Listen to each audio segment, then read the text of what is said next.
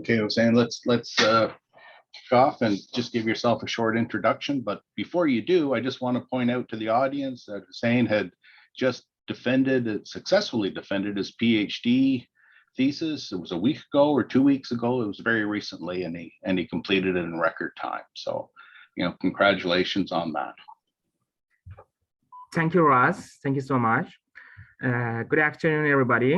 My name is Hossein Jodeiri. I recently completed my PhD program as part of the Metallers project.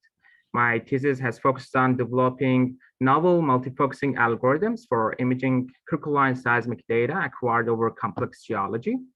Today, I'll be talking briefly about these algorithms, and I'll present the application of one of those methods on the larger lake profile.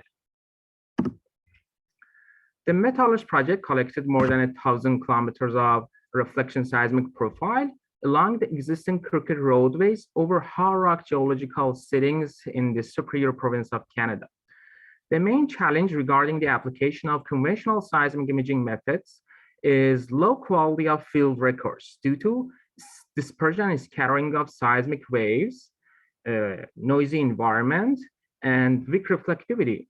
So in addition, crookedness of the survey geometry is another issue and exacerbates all dimension problems. So our main goal is to improve estimated velocity field and generate high resolution images from crystalline seismic data acquired over complex geology.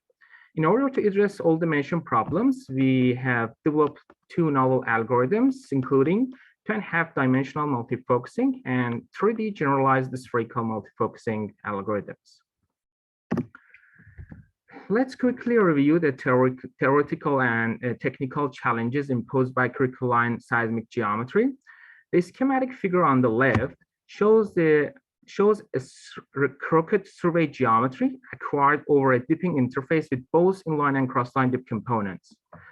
The right figure shows an example of recorded reflection on a super common midpoint gather recorded by the critical line shown in red reflection here, and by the straight line at the same location shown by black reflection here. Comparing the red and black reflection reveals that how crookedness of the survey line can alter the arrival times and add significant time and offset variant delays among reflections. Our main goal is to remove all these delays and make them flat to sum them coherently. Here, all these black reflection ray paths are shown for this red reflection here, which are sampling multiple times the same subsurface segment shown in a yellow circle here from different offset and azimuths. Here, which is resulting in data redundancy.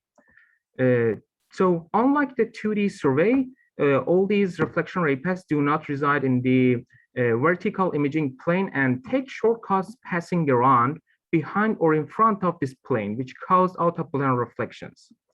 So overall, irregular distribution of source and receiver spread out midpoints location shown in green here from the intended traverse line, and also spread out the reflection points shown in magenta here from directly below the intended traverse line, which violates the assumption behind 2D seismic imaging algorithms. So also this crookedness result in low and variable fold coverage and uneven offset distribution. In this section, I'm going to present the method that we have developed. This table summarizes the advantages and shortcomings of different previously introduced methods. Overall, here, the green, blue, and red colors represent good, fair, and poor results. Overall, all extensional multifocusing can accurately approximate reflection from planar reflector, and also can account for normal move out and deep move out effects along 2D survey. However, spherical extensions, including spherical multifocusing and irregular surface spherical multifocusing, appear to be more accurate for approximating reflection from gently to strongly curved reflector and also diffractions. And overall, multifocusing, planar extension of multifocusing are accurate for quasi-hyperbolic reflections. However, other methods can account for non-hyperbolic move out as well. The important point is none of these extensions can be applied directly on 3D and crystalline seismic data because they do not consider azimuth-dependent deep move outs and midpoint dispersion in 3D space. So we have developed these two methods which address all these mentioned problems. This figure shows a schematic ray geometry for the developed method. This method can explicitly take into account the cross-dip effect and midpoint dispersion along the crooked traverse here. Which we call 2.5D multifocusing algorithm. This method depends on 4 unknown parameters, including inline and crossline dip components, which are apparent dip along inline and crossline direction. And also it depends on a variety of curvatures for normal incidence point and normal wavefronts along the central ray emitting from the imaging point labeled M0 here. The right panel shows an example of super CMP gather generated in the middle of the surface before and after application of proposed method. The proposed method was able to align all the reflection accurately along all offset. This slide summarizes the derived formulation for the proposed method. The second term corrects for time shifts arising from midpoint dispersion, which avoids duplication problem. And also third and last terms correct for move out as source and receiver respectively. Discussing the detail of this formulation is beyond the scope of this presentation. If you have any question, I'll be happy to answer at the end. We examined the performance of the proposed method on numerically modeled synthetic data using the same survey geometry deployed in larger lake area, which is shown by the red solid line here on the recording surface. The panel A shows the velocity depth model, which includes 3 planar interface with both inline and crossline dip components. The velocity arranged were assigned based on prior geological information and legacy data. Panel B shows the result of applying the proposed method along the intended traverse line. And here we transformed the velocity depth model from migrated depth domain into stack time domain along the intended traverse line, which can be considered as the reference section. The panel C shows the exact interval velocity field in the stack time domain overlaid by the 2.5D multifocusing method. So the last panel confirms that the proposed method was able to focus reflection at their correct location with a higher vertical resolution without any deformation of amplitude and phase, and also confirmed that they are well matched together. The table over here summarizes the exact and estimated inline and crossline dip components. Here, comparing the exact and estimated values demonstrates that our proposed method was able to extract these structural information with good accuracy.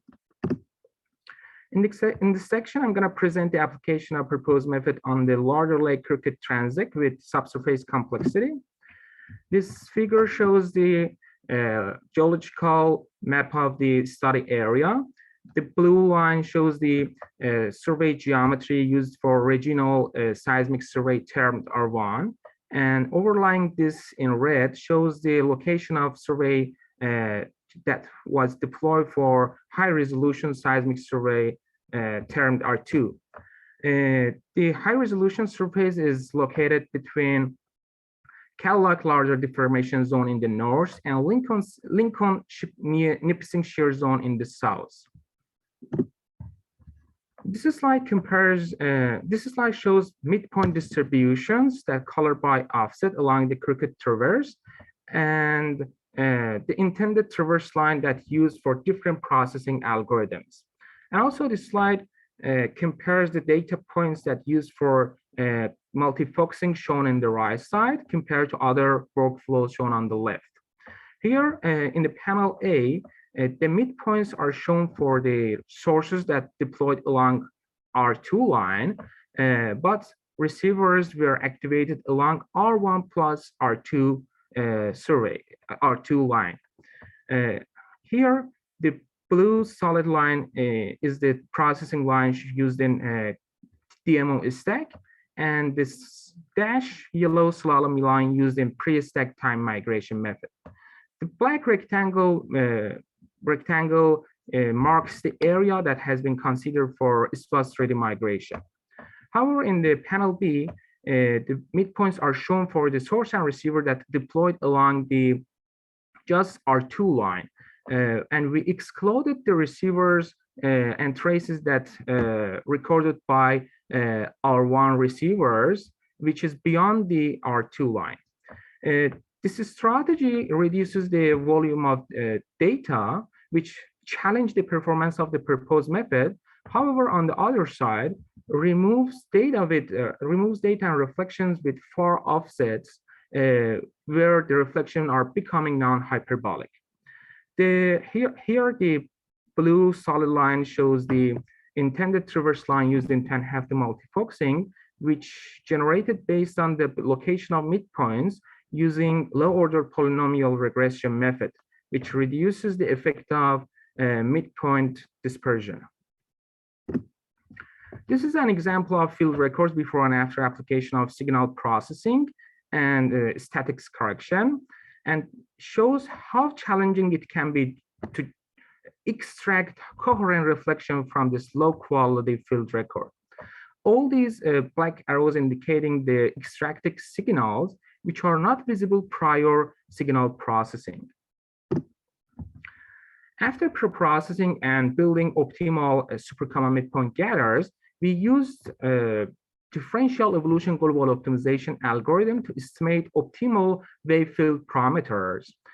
Here, in this case, we adjusted the near surface velocity to 5.5 kilometers per second and curvature of normal wavefront to 0. This strategy reduces the unknown parameters from 4 to 3, which improve the efficiency and accuracy of estimated attributes. All the attributes here are plotted in color mode, which is superimposed on the 2.5 the stack section. The panel A and B shows inline and crossline dips, which are apparent dip along north, south, and east-west directions, respectively.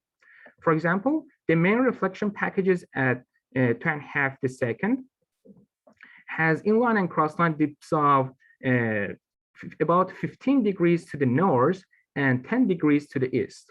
The panel C shows the curvature of radius of curvature for normal incidence point, which is generally increased by depth. However, it's not reliable on the edges due to low fold coverage. And panel D shows the coherence section and demonstrates that the near surface seismic features and the main reflection packages were mapped reliably and can be interpreted with more confidence. In addition to generating stack section and stack volume from these Wavefield attributes, they have many other applications. For example, they can be used for calculating deep and azimuth independent velocity field, which is a very important point. And also they can be used for generating diffractivity volume, which is a good indicator of fault networks and fracture zones. And also we can estimate several structural information such as true dips and structures of layers and curvature and depths of different reflector, which can be great as stem for structural interpretation. And also importantly, they can be used for Wavefield separation and identification of out-of-plane reflections. This slide compares the stack section obtained by different processing workflows. From left to right, the stack section obtained by normal move out, normal plus deep move out correction, and 2.5D multifocusing method. I cropped it and zoomed up this portional section, which includes stable dipping reflections here. Comparing these graphs reveals that the proposed method was able to map these stable dipping reflection coherently and continuously over larger area, and also was able to simultaneously correct for normal move out, deep move out, and cross deep move outs accurately, which resolve the ambiguity involved in the structure of these reflections by understanding the continuity and location of reflections. This slide compares the migrated images provided by different algorithms. From left to right, the images provided by 2D pre-stack Kirchhoff time migration, 2D phase shift migration of DMO stack, and it derived a slice of inline from the stack from the migrated cube provided by SWAS 3D migration, and the panel D shows the Kirchhoff time migration of 2.5D multifocusing section. Overall, comparing the images shows that the application of 2.5D multifocusing followed by Kirchhoff time migration improved the quality of image significantly, and also provided image with higher vertical resolution and signal to noise ratio, and also mapped was able to image new reflector which are not visible on other section, particularly on 2D images shown on panel A and B. For example, the proposed workflow imaged the package of subhorizontal reflector in the near surface labeled L2, which can be interpreted as the base of a larger lake basin, which are not visible in other results.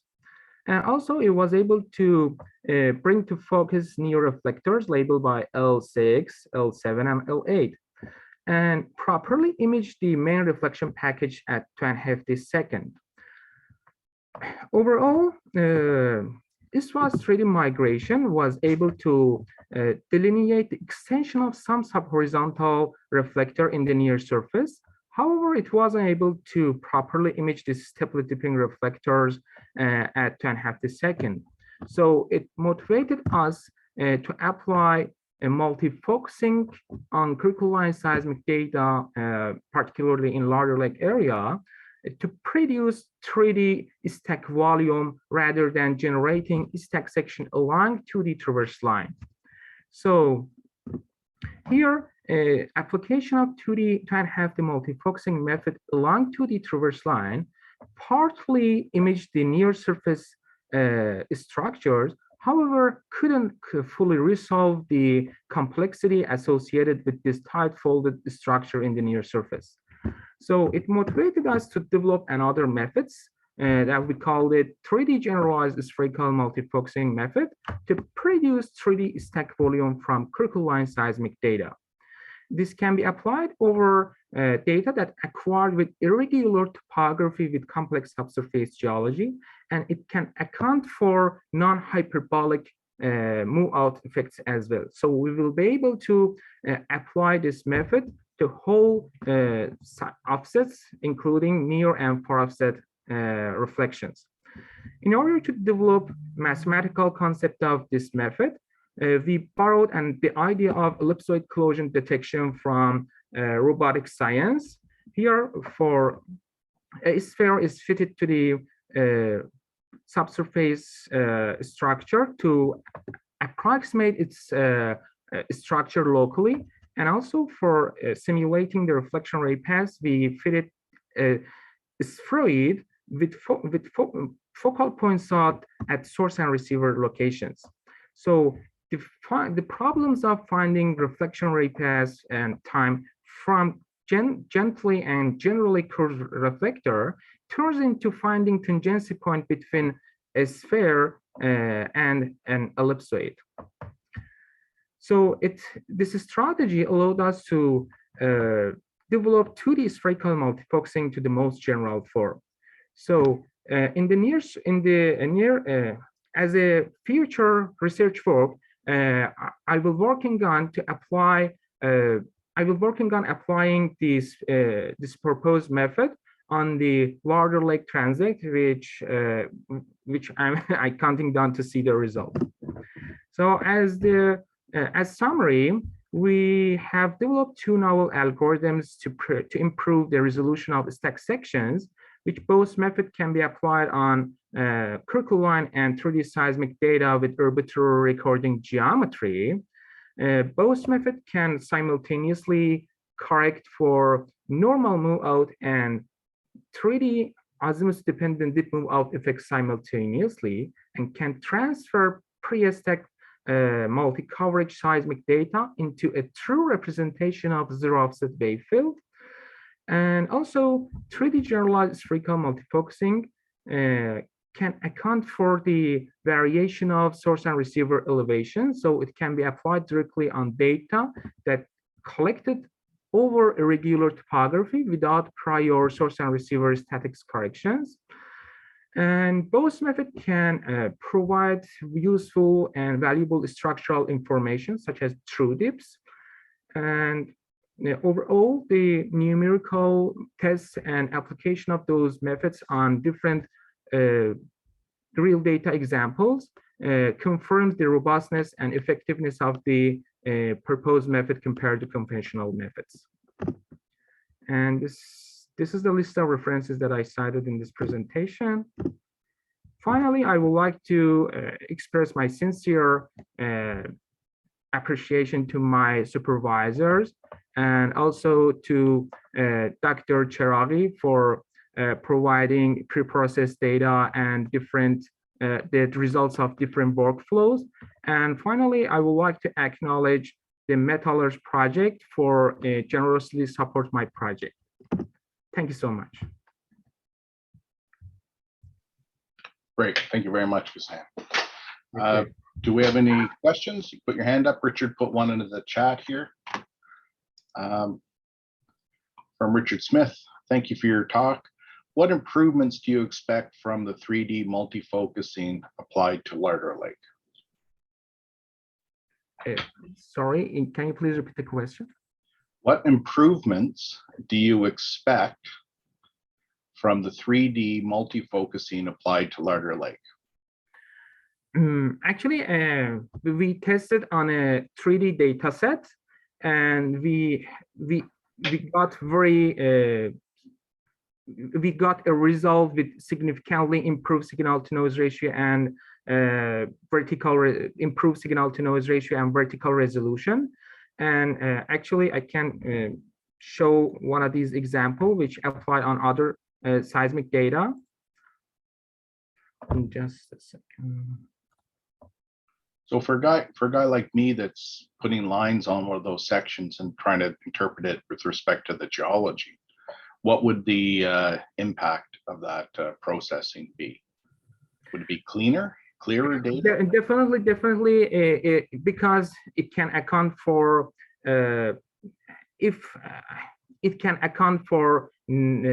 irregular topography and also non-hyperbolic reflections, move out of reflections. So I expect to generate much more clear and improved images from the area.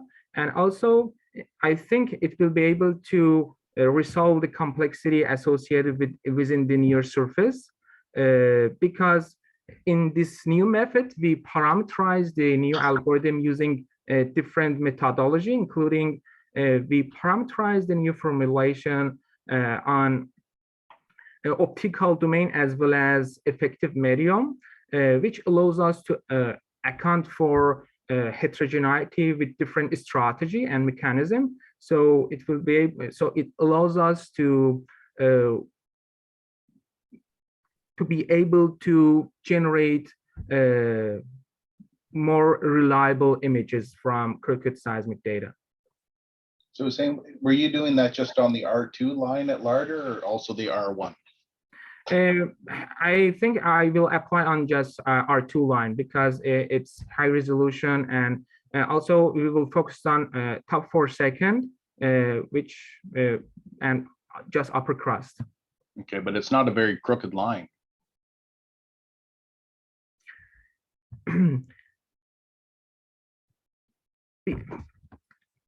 It's actually the crust, the dispersion of midpoints along crust profile. It's about 50 meters in each side, I think. Or if we consider R1 as well, it will be about 750 meters or up to 1 kilometers in each side of intended traverse line. I think it would be enough to generate out-of-plane reflections, and it significantly disperse and spread out the midpoints as well. Okay, very good. Look forward to seeing it. Are there any other questions?